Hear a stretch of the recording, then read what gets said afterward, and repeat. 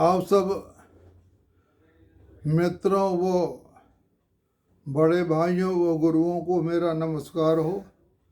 अब मैं आपको नवम भाव के बारे में बतलाने जा रहा हूँ कि नवम भाव कुंडली में उसका क्या फल होता है। नवम भाव धर्म का स्थान, पिता, लंबी यात्राएं नवम भाव से देखी जाती हैं। हमारे त्रिकोण में सबसे अच्छा भाव नवम भाव माना जाता है और केंद्र में सबसे अच्छा भाव दसम भाव माना जाता है। जो हमारा लगन भाव है वह केंद्र त्रिकोण दोनों का सहपाठी है, वह दोनों के लिए उचित है। यानी केंद्र में दसम भाव और त्रिकोण में नवम भाव सही फल देते हैं। नवम भाव को भाग्य स्थान अथवा धर्म स्थान भी कहा जाता है। यह भाव कई वस्तुओं के प्रतीक है। भाग्य, समृद्धि, शिक्षक, गुरु, सही व्यापार, कर्म, आत्मबोध तथा आय का सोच, कल्पना शक्ति, धर्म, दया, मंदिर, तीर्थ, प्रसिद्ध दान, नेतृत्व, लंबी यात्राएं, विदेश यात्राएं, पूर्व पुण्य यानी प्रारब्ध का फल हमें कब मिलेगा वह बताता है। विज्ञान तथा गद्य लेखन का उच्च शिक्षा, वैसे उच्च शिक्षा हम पंचम भाव से लेते हैं, लेकिन यहाँ बता रहे हैं तो हम इसको अति उत्तम शिक्षा नवम भाव से ही देखेंगे, क्योंकि नवम भाव हर जातक के लिए बहुत महत्वपूर्ण होता है। अगर नवमेश प्रथम भाव में बैठा हो तो यह राजयोग कारक होता है, और द्वितीय भाव में बैठा हो तो सबका प्रिय, धनी, आकर्षक, स्त्री तथा पुत्रों द्वारा आनंद प्राप्ति करता है।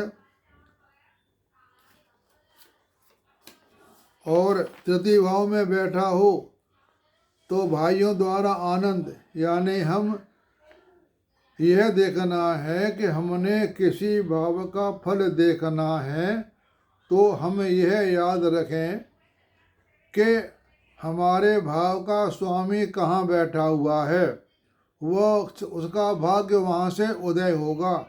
जैसे नवम भाव का स्वामी 12वें भाव में बैठा हुआ है तो यह अस्पताल, विदेश से यात्रा, विदेश में निवास बताता है। विदेश में अगर 3 ग्रह या 4 ग्रह बैठ जाएं, चौथे भाव का स्वामी बैठ जाए, दसम भाव का स्वामी बैठ जाए और 9 भाव का स्वामी 12वें भाव में बैठ जाए तो निश्चित रूप से वह विदेश में ही रहेगा। ये इसका हमारे शास्त्रों में लेख है। और खराब होगा तो वह अस्पताल में भर्ती हो सकता है। बीमार होने के बाद वह ग्रहों के ऊपर डिपेंड करता है कि ग्रहों की क्या स्थिति है। चौथे भाव में बैठ जाए तो यह केंद्र त्रिकोण संबंध के कारण यह राजयोग कारक होता है। इसमें नवम भाव में जो ग्रह बैठा हो, राजयोग कारक केंद्र में उसकी राशि हो, दृष्टि हो या न हो तो वह राजयोग कारक कहलाता है। पंचम भाव में बैठा हो तो ये भी बहुत अच्छा होता है। विद्वान, आर्थिक लाभ, पिता द्वारा व्यवसाय, यानी उसका 9 भाव का स्वामी पिता हो गया और पिता पंचम भाव में बैठ गया तो पिता द्वारा उसका व्यवसाय होगा। छठे भाव में बैठ जाए तो न्यायाधीश या न्यायकर्ता, शुभ ग्रहों युक्त अच्छा आय, नौकरी में समृद्ध, पिता का स्वास्थ्य शुभ, कई नौकर, मंगल युक्त, विरासत में जमीन जायदाद प्राप्त होगी। यानी कहने का मतलब यह है कि नवम भाव का स्वयं भी कहीं भी बैठ जाए वो अच्छा ही फल देगा। सप्तम में बैठ जाए तो विदेश में धन की प्राप्ति, क्योंकि हमारा सप्तम भाव ही विदेश को सूचित करता है। दसम भाव से दस भाव तत्व सप्तम हो गया, दसम कर्म का भाव हो गया। कर्म हमारा अगर 12वें भाव में या सप्तम भाव में जा रहा है तो वह समझो आदमी विदेश में जाएगा। अष्टम भाव में बैठा हो तो उसको आकस्मिक लाभ जैसे सट्टा, लॉटरी या आकस्मिक धन की प्राप्ति हो जाए अष्टम भाव में बैठा होगा तो। यानी नवम अष्टम भाव में बैठा हो तो वो धन को कहीं से भी ला करके जातक को देगा।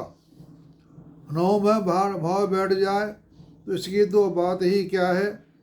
यह रईस, जायदाद, भाई की सहायता, माता सुख युक्त, नाना नानी द्वारा पालन पोषण, नवमे से युक्ति, अति भाग्यवान, शुभ व्यवहार, युक्त पत्नी, विदेश यात्रा, पिता के व्यवसाय में समृद्धि, अत्यधिक धन।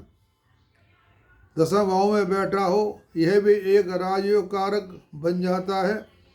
यह एक उच्च पद का सूचक है। उच्च पद की नौकरी है या अपना व्यवसाय अच्छे ढंग का हो, उसका बड़ा व्यापार हो और 11वें भाव में बैठ जाए तो वह धन को बढ़ाता है। कि 9वां भाग्य है। भाग्य तो अगर 11वें भाव में बैठ जाए, हमारा 11 भाव आय भाव होता है, यहाँ से आमदनी होती है। पूरी कुंडली का हमने पैसे के बारे में देखना हो तो लगन लगने से 11वें भाव का संबंध बनेगा तो आदमी पैसे वाला बनेगा। यह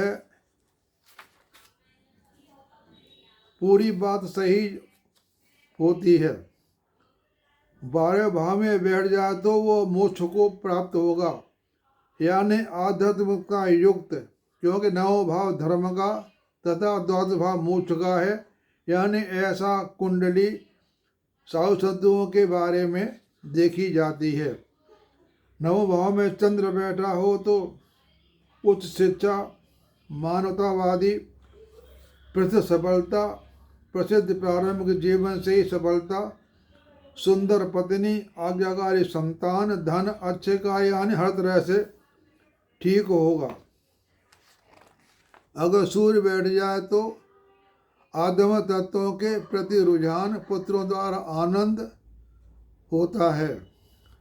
और मंगल बैठ जाए तो शुभ ग्रहों युक्त हो तो भाग्य, आधुनिक विचारधारा युक्त, सुधारक, रूढ़िवाद का विरोधी। और बुध बैठ जाए तो बुद्धिमान, क्योंकि बुध हमारा बुद्धि का विधाता है। गणेश जी महाराज हैं, गणेश हमारी बुद्धि को देते हैं। नवीन खोजकर्ता, प्रसिद्ध संगीतकार, भाग्यमान, साधु, नैतिक, बुद्ध की तरह ध्यान मगन करने वाला यानी साधु महात्मा। बृहस्पति बैठ जाए तो अचल संपत्ति, धार्मिक, दानी, विद्वान, पिता के साथ संबंध अच्छे हों। शुक्र बैठ जाए तो अति भाग्यशाली, परिवार, धन। और शनि बैठ जाए तो विवाह न हो, क्योंकि जो हमारे शनि महाराज हैं वह विवाह के खिलाफ रहते हैं। वह शादी नहीं करना चाहते, वह सिर्फ भक्ति में ही लीन रहते हैं। भक्ति में लीन रहने की वजह से ही उनकी पत्नी ने उनको शाप दिया था कि तुम मेरी तरफ नहीं देखते हो कि मेरा क्या हाल है या क्या है। तो उन्होंने शाप दिया था कि तुम जिसकी तरफ देखोगे उसका नाश हो जाएगा। तो शनि की दृष्टि खराब मानी जाती है। शनि जहाँ बैठा हो वो अच्छा माना जाता है। और राहु 9वें भाव में बैठा हो तो हुक्म चलाने वाली भार्या, कंजूस, चरित्रहीन। राहु बैठा हो तो 9वें भाव में तो यह खराब होता है। पत्नी उसकी चरित्रहीन होती है, पिता से उसकी बनेगी नहीं। और केतु हो तो घुमक्कड़, अहंकारी, छोटी छोटी बातों पर छूत से शुभ संबंध नहीं, अच्छे भाग तथा संतान का धन संचय। यानी केतु जो होता है वह हर बात की काट करता है, हर बात में कमी लाता है। राहु होता है वो बात को आगे बढ़ाता है, यानी राहु वैसे केतु अगर अच्छे